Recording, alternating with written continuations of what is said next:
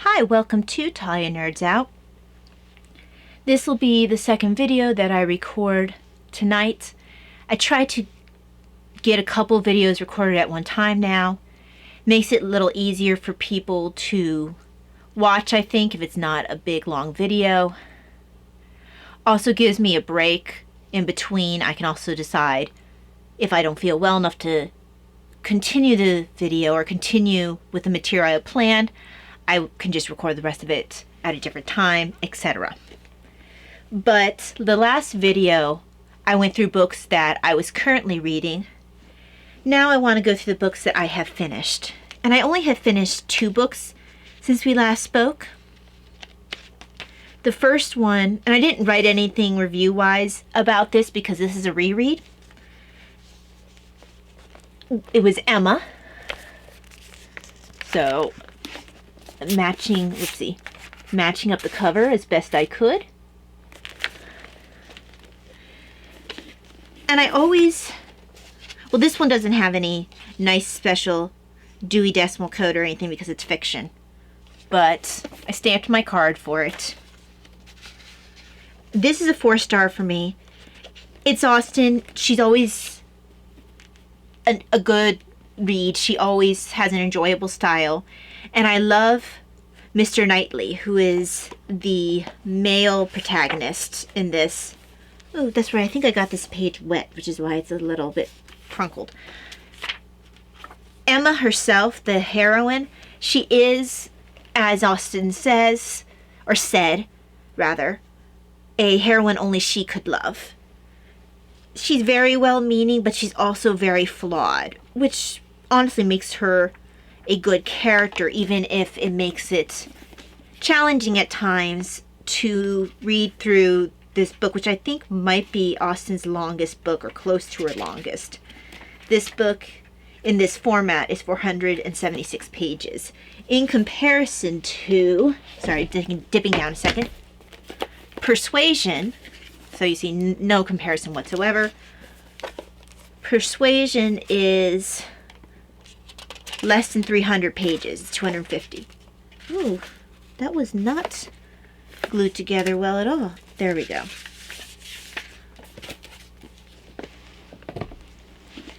So I'm very happy to have Emma done. I wish I wouldn't have minded having more of Mr. Knightley. Not because he wasn't in this book enough, but I always enjoy reading him. But I can't say that I am going to miss reading Emma herself for a little while. I can take her personality in small doses. She is a snob. She definitely thinks very highly of herself. So she can be a bit frustrating. But yeah, still a very good book. Still highly recommend. Not as a first-time Austen, though. Because I still have not been able to get my mom to revisit Austen because she keeps citing that she couldn't stand Emma. So yeah, 4 stars just because of Emma herself. If I was to base it on Mr. Knightley, it would be a 5. But this is not a book called Mr. Knightley, it's called Emma. The other book that I finished, I just finished it yesterday, as my library card shows. And I have my little stamp here. Did I stamp this one? I should have. Yeah, I did. Okay. This is The Collector of Lives, Giorgio Vasari and the Invention of Art. And this is a book by Ingrid Rowland and Noah Charney. It's a W.W. Norton and Company book. It was released in 2017. I don't know why I put down paperback, because this is actually a hardcover. Oh well. I can probably edit that card. Now, I want to look up what I have a website where I could see what the Dewey Decimal Code stands for, as well as looking up the Dewey Decimal Code for the book. So, the Dewey Decimal Code is 709.2. So let's see what that says about this book. So 709.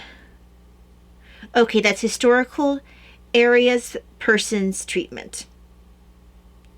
Okay, so historical persons, basically. I'm a little surprised that this doesn't fall under art, but the book on Michelangelo is very similarly marked. I guess you could say it's a very similar Dewey Decimal Code, although his is 7595. Oh, 759.5, excuse me. So, for the Michelangelo book that I talked about last time, it's again historical areas, persons, treatment. And I'm not sure why the same thing is one's in 759.5 and the other one is 709.2. And I'm not sure what the difference is. So I don't know. I am still figuring out that system. But regardless, this is Vasari's book. I am still in the process of drawing the cover. Have not finished that yet. I did give this 5 stars. I thoroughly enjoyed this book. This will be a reread at some point. Looking through my notes, I wish I'd done more notes at the beginning. I love that this talk, I mean, you have so much in here. There's parts where it talks not just about Vasari, but about the symbolism in art, so why you had certain symbols use what it was trying to say. It was the visual vocabulary, talking about things like iconologia. I said that wrong. Yeah, the iconologia, where it has, like, this particular book of iconologia by Ripa contains 684 allegories, 151 were illustrated with woodcuts. And this book was a dictionary of allegory and symbol and gave artists and patrons reference. So if they wanted to scatter different images throughout their art to say something else about the topic without actually like slapping you in the face with it, this is a book that they would go to, which I thought was interesting.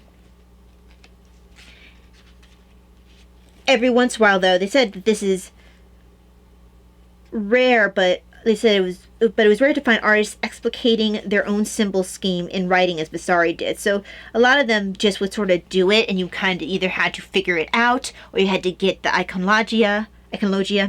But Vasari, because he was also a writer as well as an artist, he would write things down too. Let's see.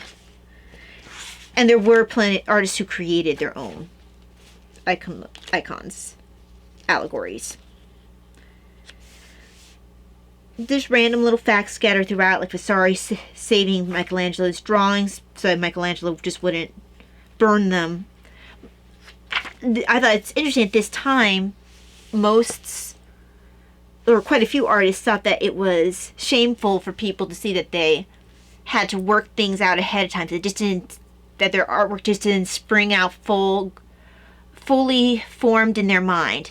So to have sketches was to somehow seem less than perfect. And Vasari had to rescue Michelangelo's sketches so that we would have that for prosperity. Because Michelangelo, being Michelangelo, his ego had problems with people maybe seeing that he wasn't so perfect that he didn't need to have sketches. Here was something else that I found interesting, was where they would combine mythology with Christian art. So, the example was where you might have Apollo and Diana in the heavens above a Pieta, and they're mentioning how this wasn't just clever mixing pagan deities with a Christian theme. It was considered profound, for it showed that the tragedy of Christ's death affected the whole pagan world as well as the newly formed Christian consciousness. By showing that Apollo and Diana mourned Jesus no less than the Virgin and the disciples did, Vasari deepened the sadness of the event. So I thought things like that were interesting. I had never really noticed that there were other non-Christian elements within some of these older pieces of art, but now I'm going to be keeping my eyes out for that. Eyes out, eyes open. Eyes out didn't make any sense. One of the things that come up as a topic here. I'll talk a little bit more about when I get into my book haul. So I'm going to push that to the side. I am going to mention I'm just going to mention briefly, though, that this book does mention where Vasari will give attention to certain female artists who might have otherwise slipped by without being noticed, which I thought was interesting. A couple of them showed up in his lives, which is kind of cool.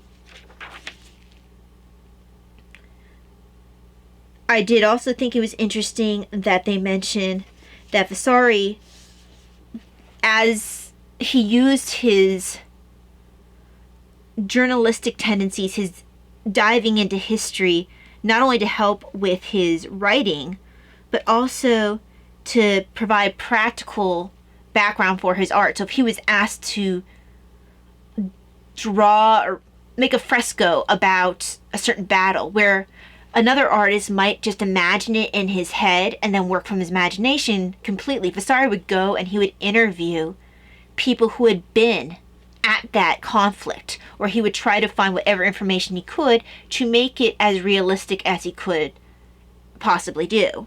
So I thought that was interesting. One of the other things that I found interesting, and I probably shouldn't hit all my notes, but things like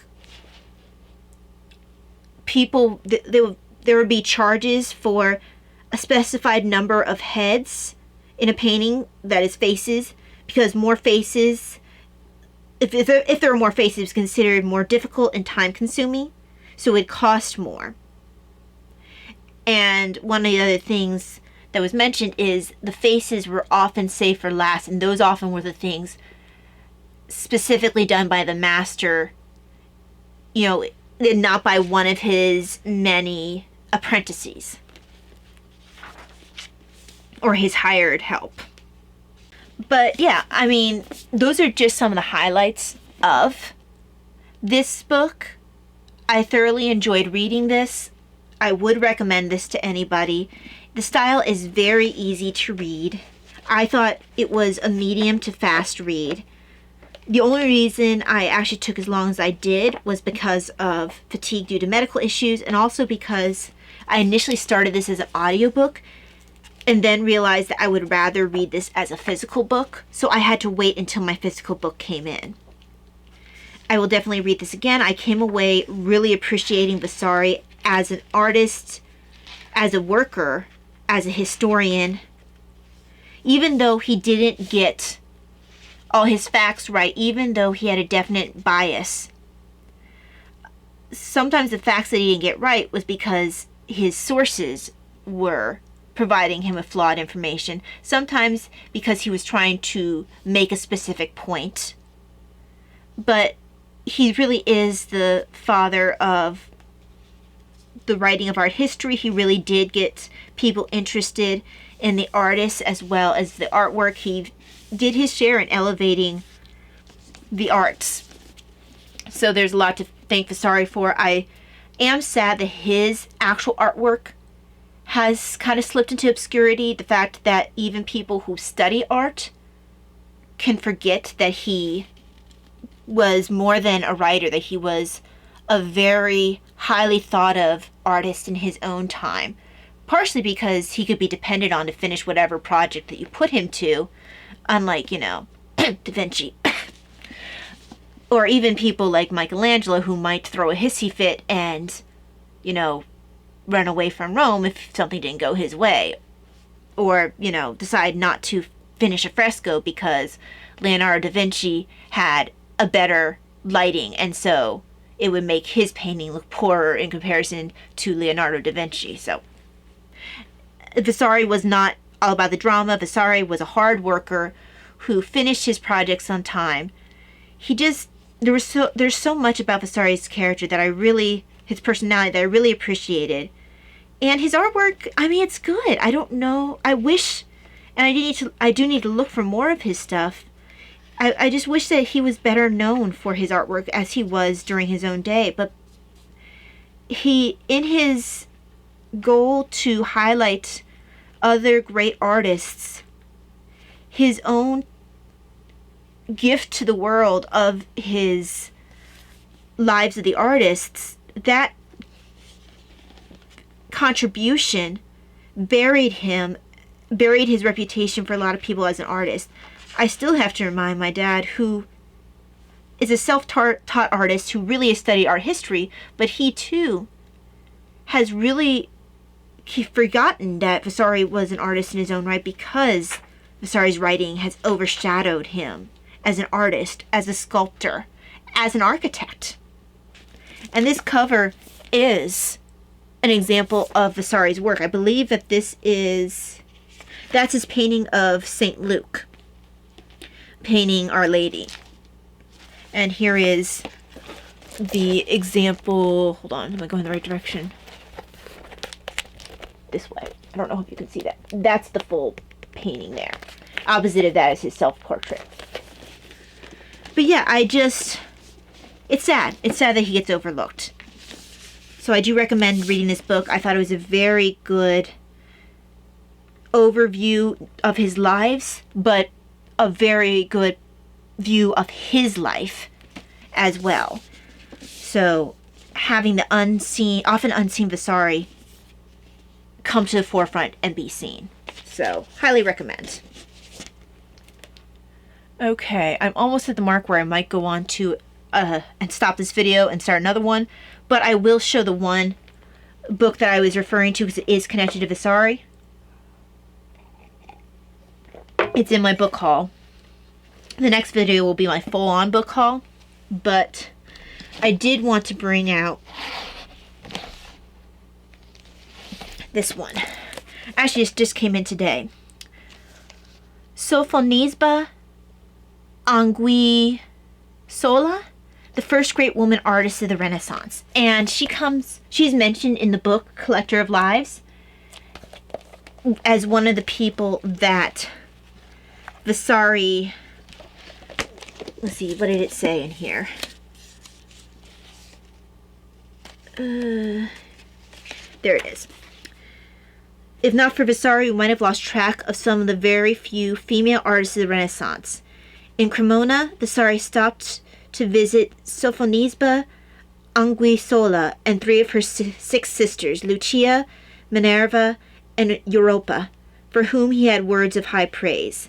This year in Cremona, I saw in her father's house a painting by her hand, made with great diligence, showing her three sisters playing chess, and with them an old housemaid, with such diligence and attention that they truly seemed to be alive and missing nothing but the power of speech.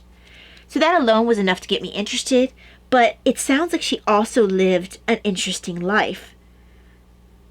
One of the things he mentions is she paints textiles with accuracy born of knowledge, of studying, that is not proper English, of having studied textiles, etc., because her knowledge would have come from weaving or that kind of thing herself. I don't think that the high-born women necessarily did some of the things like knitting at that point. But I thought that it was interesting that she became a court painter to Philip II of Spain, which that's a big deal. Most of the court painters were male at that time. And I thought another interesting tidbit in here was that at 92, she sat for a portrait by the young Antony van Dyck during his stay in Genoa. She lied about her age, claiming to be 96. And Van Dyck's portrait confirms what he also said in words. This remarkable woman was still sharp as a tack.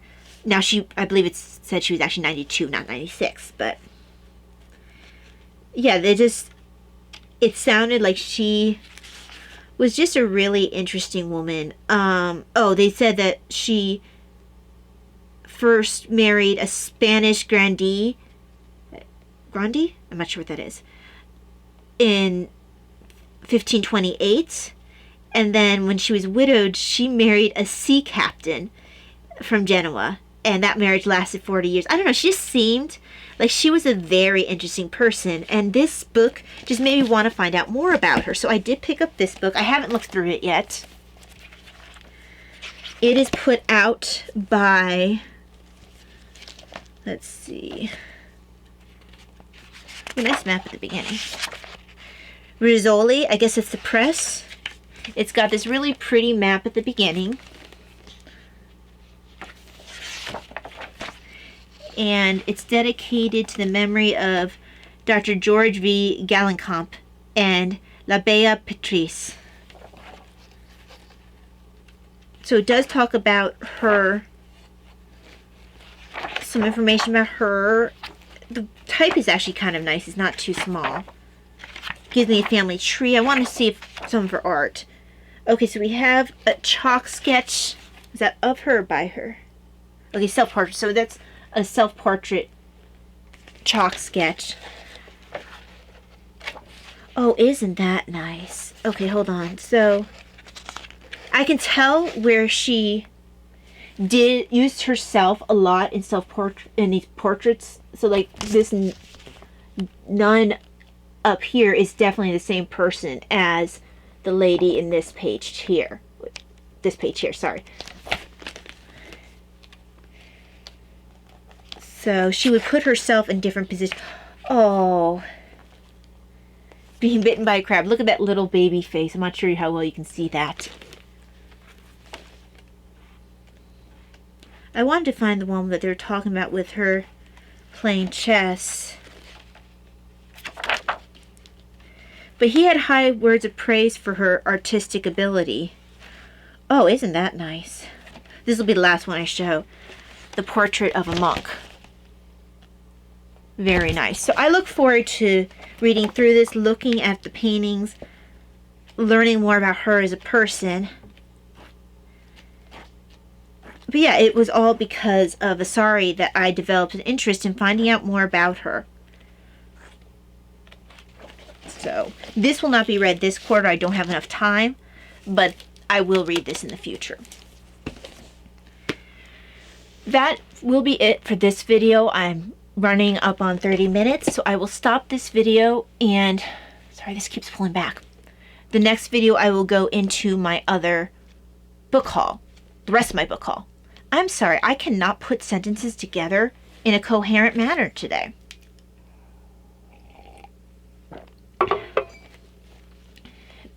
Earl of Grey will need to start helping with that.